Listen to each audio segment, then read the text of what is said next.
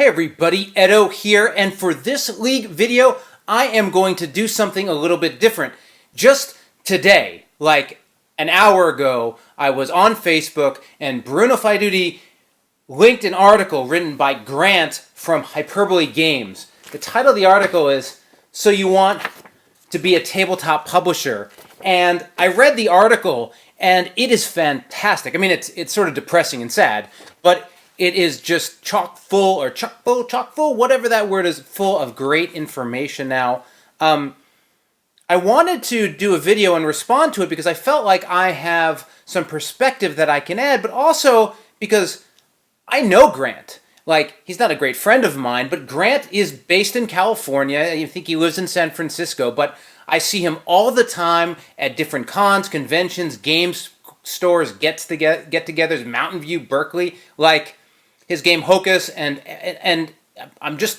he's a local guy, and he has a local company, and we were doing things around the same time in the tabletop space, and the start of this article, one way or another, is basically him saying he's given up on being a tabletop game publisher. Now, what does that mean? Is he going to do something else? Will he do design? Who knows, right? But that's sort of the premise. So first, that stinks. It stinks. It's too bad, I understand. If you're not making money, if you're losing money, you got to do what you got to do. But he makes great stuff. And so that's the starting sad point. But I do want to talk a little bit about it. And I'm actually going to walk through the article. So again, I'll link it. I highly recommend you read it. Probably best to read it before I go on, because I'm not going to read it word for word, but I'll give you an idea. Again, the purpose of this video is just to share my perspective, because I think there's a lot of important stuff in here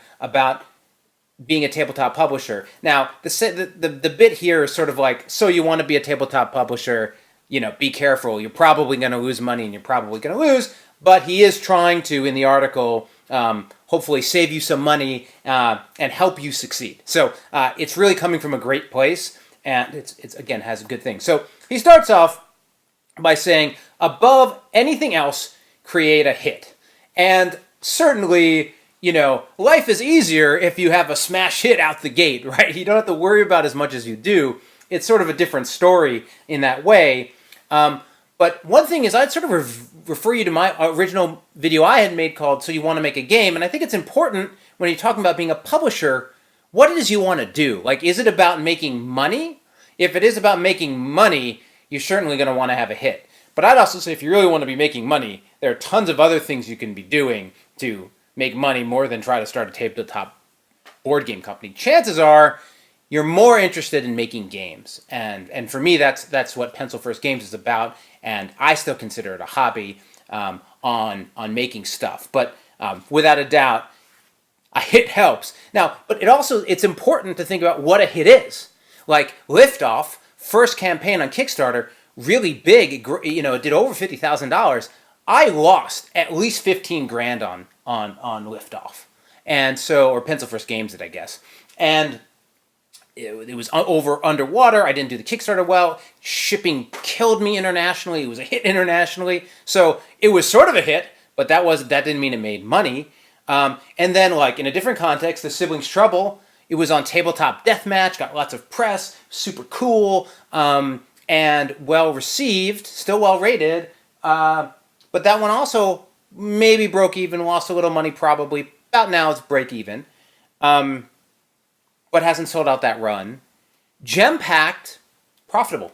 The game's it didn't take over the world, sold out of the print run. Probably need to figure out a way to do another one. The demand wasn't high enough that I'm printing it, but I didn't lose any money. So, I think how you define a hit, or the hit's like, no, your Cards Against Humanity, and you can quit your job, and that's a hit, right? So I think understanding, again, what you're trying to accomplish, what your passion is, what this means to you is really important. I can't disagree that having a hit isn't a good thing, but I'll give some advice later on, and he goes on talks about some different games. One thing he says is, there isn't a formula. You either get a, you never know how to get a hit driven business, that kind of thing. people are fickle. What worked this year doesn't work. That stuff's true. I think it's a little cynical. But his point about don't plan on a hit, plan on reality, plan on small campaigns, plan on having to earn it, I think is really good advice. Certainly, do not assume your Kickstarter is going to break through all these goals and suddenly be a huge hit. And, plan for a reasonable outcome. Think through it. Know your numbers. Don't have stretch goals you can't afford and that kind of thing. He then goes on to talk about secret weapons. And these, I guess, are really advantages you might have that help you out or give you a leg up. And he talks about living near a fulfillment center, having a garage, being able to fulfill on your own, things like that. Thinking about Pencil First Games, I don't know that I had any advantages per se, but I think playing to your skills is important, knowing what you're good at. If you have a backing or a community to start with, that's important. For me, I had made a lot of games, and so understanding all the bits and pieces, it wasn't like I was doing a Kickstarter the first time I'd ever thought about what it'd be like to make a game. Now, I worked in video games, but I could still apply some of the skills. But I think, obviously, if you have, I guess, I don't know that you need secret weapons. I don't know if you looked at the people who've been successful, all of them had secret weapons. That's like an advantage you can take when things aren't going as well. I just think if you have them, know what they are. Think about what advantages you might have and leverage them. So I think that's important too.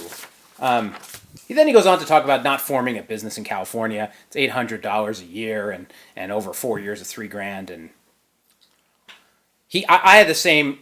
He talks about maybe I should have done it in Delaware, but that felt weird to me. Yeah, it feels weird to me too to be in California in a California business and then some Delaware. So I'm in the same boat. I would just go on to say those taxes aren't even it. You have that, forming your LLC. If you use LegalZoom like I did, LegalZoom, taxes. Running a business is expensive, and if the business isn't making money or a lot of extra money, that's a big deal. I think what I don't know about Grant personally is how much. If that was all he was doing, the way that Pencil First Games has been successful, one part of it is that I have a job. That's not Pencil First Games. Pencil First Games for me is a awesome hobby thing that I really enjoy and lets me make games and projects, and one leads to the other. But I'm not sitting here, all the money that comes out of Pencil First Games really just goes back into the next project and allows the next project to happen and maybe a little bit better and better if I can. But it's not, it is absolutely being a small tabletop publisher and trying to use it to sustain your life is hard. Doing it him living, if he didn't have a job and he was just doing this and living in San Francisco, holy cow, that's rough. I think if you're living in the Midwest or some other places where the cost of living isn't as high, it's more of an option. But I guess what I would say here is just know your expenses, know your cost of business. If you're not ready to understand your cost of goods and business and what it takes, don't do a Kickstarter, don't start a business, right? You need to at least be willing to understand what it's going to cost you, or suffer, I guess. Or lose money. Not suffer, but lose money. So he then goes and talks about you probably won't succeed in stores, and that it takes a lot of relationships to do that. And I think there is some truth there. There are some people that go store to store to store. I meet them and I've seen them, and it's Kirk, who did flag football or flag around capture the flag. Capture the flag. I don't remember the name of it off the top of my head. Fun game. He was talking to me about how he went store. They sold into every single store, phone call by phone call. Man, I don't have the time for that. That's hard. You do have the options to work with impressions, talk to distributors. If you're going to get into stores, you need to think about how you're going to do it. I certainly agree with that. He then talks about all this publisher stuff and not having the time or the effort to sort of be a publisher and get there. And I do think that's a gap. When I look at, and he mentions Asmodee and Renegade and Hasbro and countless other companies, but when I look at companies I see on a regular basis doing a great job at cons, with their newsletter, with their promotions, with their banners. It's really been something to watch Renegade take off over the last 3 years. As an example, you have to have sort of a love for that. I talk about the different parts of doing a Kickstarter, and that's the last one, and I've said it in other videos, that for me it's always been the furthest away. One, it's a big time commitment, but it's a different skill set. You've now walked sort of all the way away from product making. Now it's really in product selling and relationships, and it might not be for you. And certainly it doesn't seem like it was for Grant, whether it's because of time. And Grant's a nice guy, cool guy, but sometimes you like making stuff. And when you like making stuff, the part where you have to like go sell it and get it into things and put it, it isn't necessarily for you. So I do think if you can get some help there, that's a good place to get help. So, he then sort of says, but there's a solution. And the solution is, and I underlined it, you sell as a boutique publisher and leverage crowdfunding. I absolutely agree. I think unless you know what you're doing, you have success, and you know how to leverage the industry, you shouldn't just be dropping all this stuff into trying to come up with an original title and market it and publish it. It's hard. It is a hit-driven business. It's moved to this place in mobile. There is a flood of games. There's a flood of games into the market, and if you don't know it's going to be successful, which is almost impossible, you're going to it's a risk, and it's a big risk. Even for big companies, you make a run that's too big, and you make a 4,000 run, 3,000 run, whatever, and you sell 50 copies, 100 copies, you're in trouble. You're sitting on a ton of inventory. So I just take all of that to say, understand your budgeting and planning. I think that's really important, and I completely agree with Grant here that it's tough, it's rough, and it's risky. And so what a Kickstarter does, or a crowdfunding campaign does, is it allows you to take those risks and make games that wouldn't otherwise exist. And I, for one, am, everything I've been able to do has been with the help of support of backers and people who have helped me and Pencil First Games succeed in these games. And it's awesome, and I appreciate it. And so that's why it's amazing. But I definitely agree. This line where indie publisher means you made one game on Kickstarter and then you're trying to go on and not do Kickstarter again is a big jump. I completely agree with Grant. That's like not a small leap. That's a huge leap. And boy, if you don't have money in the bank, hit on the way, all that stuff, when you make that leap, chances are you're gonna hit the ground hard. And the next thing he goes into, again, I'm just going through all this. I know this is a long video, but I'm going through all this because this is great information. So please read. But if you can't read, watch. He then talks about don't overvalue your brand, AKA be careful when altering your behavior. I see this all the time, and I have to agree with it. He mentions it. People who are successful with one type of Kickstarter, one type of audience, one type of game, one type of theme, and then they switch and they think everyone's going to come along, and then they realize that people were there for the games or the theme or the mechanic or whatever, not for you necessarily. People still on Kickstarter, it's not Patreon, they're interested in the game. They're buying the game. And if they're not interested in the game, they're gone. And if you've built your whole audience on 10-minute fillers and you drop a 90-minute thing, you're going to have a hard time. Now, I'm petrified. So I've had a different range. Most of this falls into the under an hour. It's 20-minute and up, that kind of thing. My next title, which is launching on Kickstarter in July, is Legendary Creatures. It's 60 to 90 minutes. It's awesome. I really like it. I think it's come together fantastic.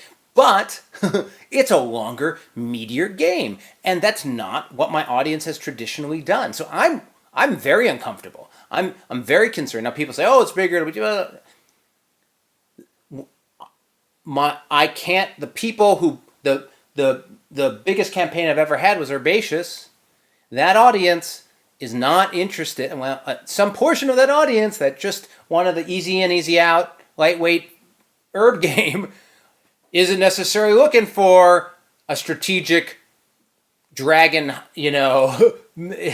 legendary creatures game, right? And so you just can't take anything for granted. And he mentioned some of the experience with Hocus and his other titles like Farmageddon, which I thought was interesting. You can read it. He mentions the Game One Games Kickstarter campaign, Heroes of Air, Sea, Air, and Water, or Water and Sea. I mean, I think that's a great example. The Tiny Epic guys who've been killer successful selling small little things wanted to go big. Same designer, same guys. No reason to think it's not freaking awesome. But their audience isn't used to, when they launched it the first time, I think the entry level was $100. That's a lot of money. And that's a lot of money for a certain crowd. And so, they learned, now look, their first campaign was hit their goal. I mean, I think they did it a second time because they wanted to work in more of their audience, but they were certainly successful. But to the scale that they had previously been, it wasn't, right. He talks about Tasty Minstrel. He also talks about Stonemaier Games and Jamie moving off of Kickstarter and crowdfunding. As he says here, you know, you got to be careful what examples you look at and you work from. If you just look at the huge guys, you're gonna hit some snags. He then also goes to say value is also everything. He talks about expensive games that are really high quality, or people who on the cheaper side when people truly freak out. It's a $15 game like Tiny Epic that's packed to the gills.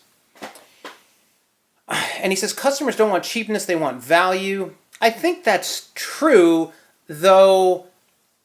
I think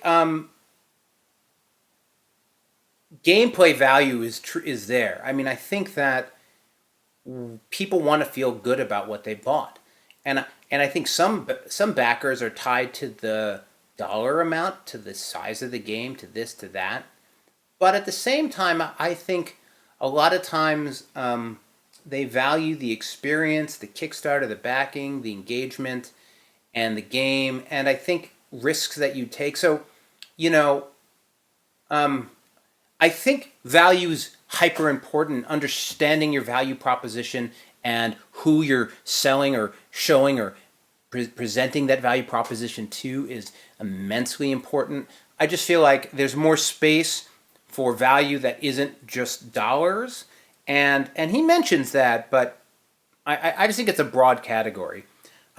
He goes on to talk about knowing what you control, and it's very publisher maker, you know, quality of design, quality of components, quality of art, quality of graphic design, quality of the rules, price, and your customer service. Oh, and he talks a ton about customer service. Did I miss that section? Oh, I did. I'll come back to it. But so in terms of that quality, he says those are the only things you can control. I think that's true, but you can control your brand, and you can control your social media and your outreach, and you can control your relationships. And he talks about that. I think it's just that's very like hyper product centric, and I think there's more space around it than that. But he definitely goes on to say you should build relationships with people who can help you in areas that you don't have as much control of or as much expertise in, and I fully agree with that. On the customer service thing, he says customer service is everything. I agree. Every backer is important to me. Every relationship is important to me. Every comment, you know, you got to respond. You got to do all of that. Now, look, sometimes you miss. Sometimes you can't make somebody happy. I mean, there's all sorts of cases where it's tough. But kill them with kindness. You know, really recognize that they are helping you be successful and investing in you and investing in your game and investing in your company. This is a Kickstarter thing, but just generally. Care about the people who play. In some ways, you're making these things to bring those people joy. And joy is the game, but joy is their experience around the game, and you're part of that too. So I have to agree. So, you know, he talks about that, and then he ends with a few final points, which is be ready to lose money, certainly. But, you know, just know, be ready to lose money, but be ready to, like, don't do things that suddenly mean you're going to lose tons of money. You should be able to budget and think through and understand what your risk. Like, be ready to lose money, comma, know what your risks are, know what your fallout is, know how you might get in trouble. I would add to that. And then he says, know when you need help. I think that's huge, and recognizing what you're good at. In fact, my next planned League video, which hasn't posted yet but will, is all about all the different people you can get to help you when you're doing a Kickstarter. And not who they are specifically, but what types of roles they can play to help you. So I completely agree with that. A couple things I want to end with, and this has been a long video, is he talks about this hit thing. The hits that he's talking about, you can't up the first swing, first hit things like. Maybe you're lucky, maybe you have an audience, maybe you know what you're doing. Those things happen. But what you can do, and he sort of says it in here, but not in the way I would say it, in a game hit-driven business, sometimes it's all about taking swings, getting up to bat and taking swings, and that's what can really do it for you. And it's swing after swing. When you swing the bat, when you try it out, when you do a Kickstarter, when you work on a game, when you go through the process, when you do, you get better. You get better and know what you're doing. And you go from lucky hits to hits with a purpose and to hits where you're playing, I'm going to hit the ball there and pow, there, right? That comes from taking swings. And Aldo says this all the time. He's like, some people get their hit the first game. Sometimes it takes 5 or 6. He likes to talk about James Matthew and Manhattan Project. And he's like, that was his 5th title. Ed, your 5th title was Herbaceous. Now, I don't know if Herbaceous is even in the category of those hits, but it did well on Kickstarter. And hey, I had my first reprint. So, that counts. But Herbaceous was on the back of all those other swings. So how I would translate that all here is you're going to have to take swings, but know what you're, be budget conscious, plan, and try to keep getting up at bat. Try to keep getting up at bat because every swing's another chance for the ball to be played right, the guy to fumble, think that all that stuff. Sorry for the long baseball analogy. So just be ready to take swings and enjoy it. 2, my second thing is, hey, if you're listening to this and you're not a creator, not a publisher, but somebody who uses Kickstarter as a designer or whatever, support your indie publishers. Support Kickstarters. It makes a difference. Those are really big things that you can do for them. And so, it's really supporting a Kickstarter is a big deal.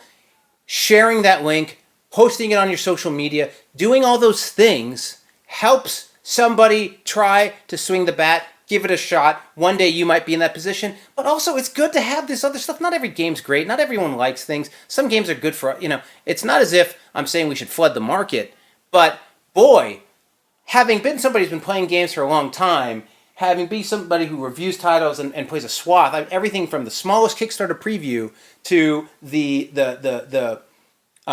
big AAA titles, gaming is great right now, and it's great right now because you have so much energy and love coming in, and so as an individual, you can do that by supporting people and supporting Kickstarter and sharing, not for things you don't like, but for the things you do.